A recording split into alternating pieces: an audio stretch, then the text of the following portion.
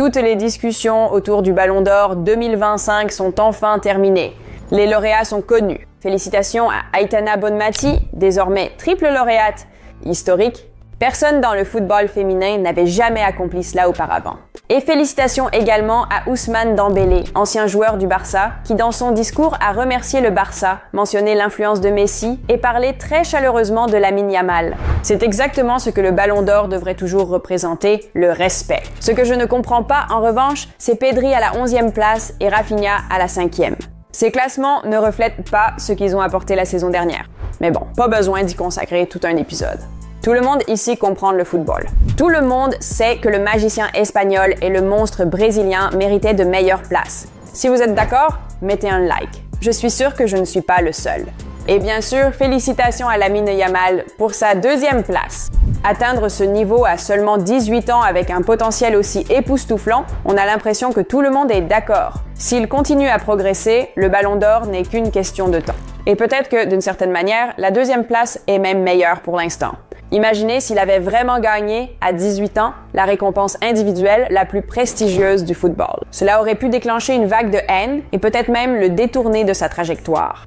Devenir le meilleur du monde aussi jeune peut faire perdre la tête à n'importe quel joueur, et on n'a pas besoin de ça, n'est-ce pas? C'est pourquoi je considère cette soirée de gala comme une bonne nouvelle pour Barcelone. Le club a été reconnu, a remporté plusieurs grands prix, Yamal et Vicky Lopez avec les trophées de la Copa, Aitana avec le Ballon d'Or, et en même temps, la motivation est immense. La mission inachevée de la saison dernière est claire, gagner la Ligue des Champions et récupérer tous les trophées en Espagne. Ce ne sera pas facile. Le Real Madrid semble plus fort sous Xabi Alonso et de nombreux autres clubs se sont renforcés cet été, mais c'est justement ce qui rend la compétition passionnante. Pedri, Rafinha, Lamine ont tant à prouver à eux-mêmes et au monde du football. Dans la vidéo d'aujourd'hui, je veux aussi évoquer un match unique qui a servi de sorte de prologue à cette soirée de gala. Parfois, c'est vraiment intéressant de regarder le passé à la lumière d'aujourd'hui, alors rejoignez-moi pour ce flashback passionnant.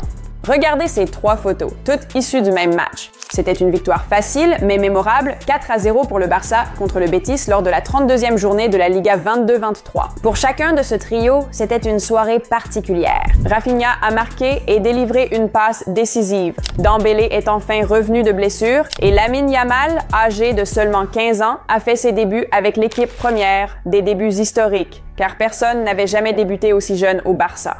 Avec le recul, cela paraît incroyable. Ces 3 joueurs, qui sont entrés sur le terrain dans des circonstances si différentes, pourraient aujourd'hui facilement former un trio offensif ensemble. Et tactiquement, cela aurait tout son sens. Lamine à droite, Ousmane en faux neuf, Rafinha à gauche. Dans le football moderne, ce serait l'un des trios les plus dangereux possibles. Mais bon, tant pis. Dembélé a choisi l'offre du PSG à l'été 2023. Et là, on ne peut s'empêcher de penser à Xavi.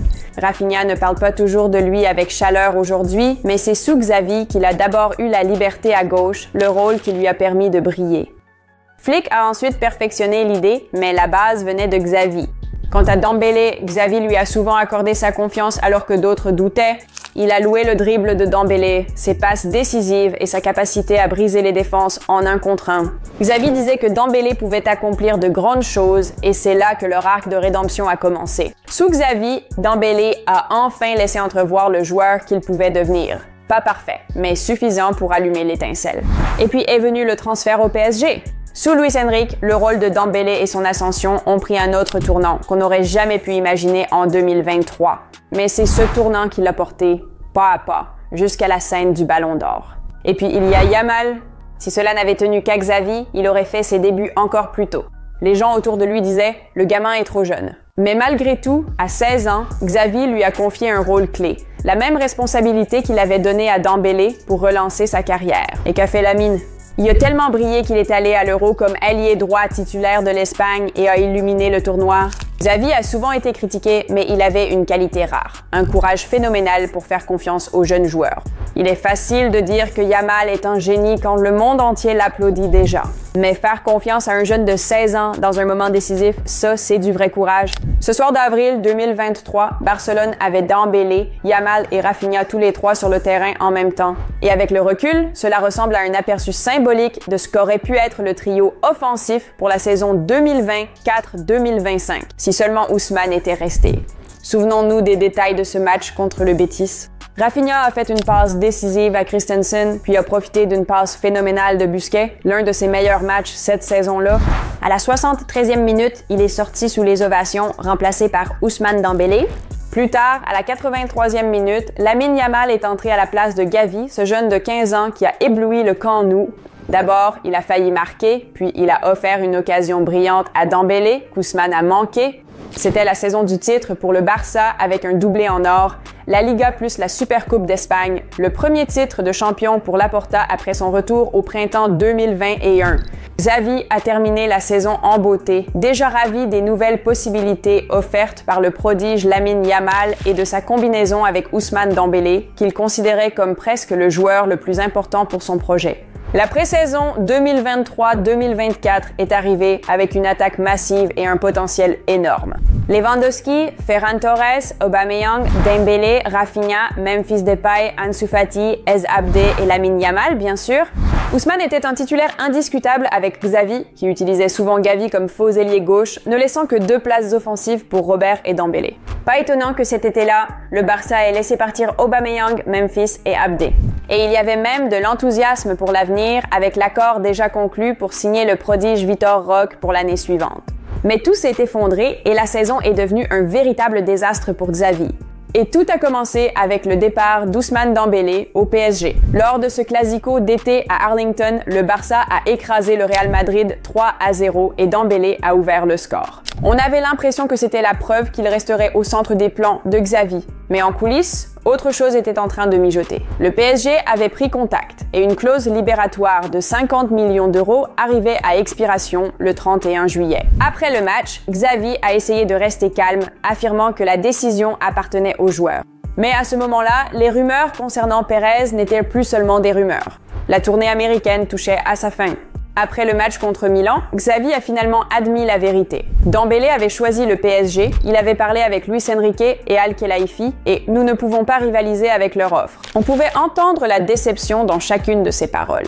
Le plan du PSG était simple, activer la clause de 50 millions d'euros avant le 31 juillet. Mais les délais, la logistique et la tournée ont compliqué les choses et finalement, toutes les parties se sont réunies et se sont mises d'accord sur un transfert pour à peu près le même montant, maintenant de bonnes relations entre les clubs et le joueur. Ce n'était pas seulement un accord, c'était un véritable thriller juridique et médiatique avec des comptes à rebours de clauses, des appels nocturnes et un entraîneur au cœur brisé. Et l'histoire ne s'est pas arrêtée à la signature.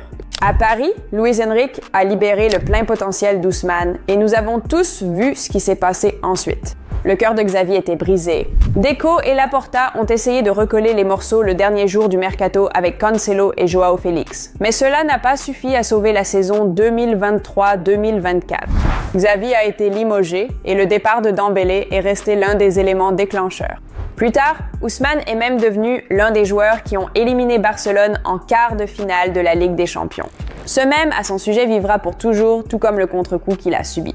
La suite appartient à l'histoire. Aujourd'hui, le football a atteint un moment unique. 3 joueurs de ce match Barça-Vitesse en 2022-2023, Rafinha, Dembélé et Lamine Yamal, se sont tous retrouvés parmi les tout meilleurs au classement du Ballon d'Or. Dommage qu'ils ne portent plus le même maillot. Ce qui est fait est fait. Ousmane est désormais un adversaire. Et le 1er octobre, Barcelone accueille le PSG pour la 2e journée de la phase de groupe. Espérons qu'Ousmane se rétablisse à temps pour que les fans puissent voir Lamine et Rafinha affronter le vainqueur en titre du Ballon d'Or. Et Cullers, beaucoup des détails de cet épisode proviennent de l'application Barcelona Live. Il n'y a pas que des actualités, mais aussi des histoires rétro de l'ère Ronaldinho au début de Yamal. Téléchargez-la. Le lien est dans le commentaire épinglé. Si vous avez aimé cette vidéo, cliquez sur le bouton « J'aime ». Et dans les commentaires, dites-moi ce que vous pensez du classement final du Ballon d'Or. Qui est trop bas? Qui est peut-être trop haut? Et n'oubliez pas de vous abonner pour plus d'histoires sur le Barça. Si vous voulez plonger plus profondément dans les coulisses du Ballon d'Or, rendez-vous sur la chaîne Yamine Lamal. C'est là que vous trouverez les vraies infos d'initiés qu'ils ne montrent jamais lors de la diffusion officielle. Bonne journée à tous. Au revoir!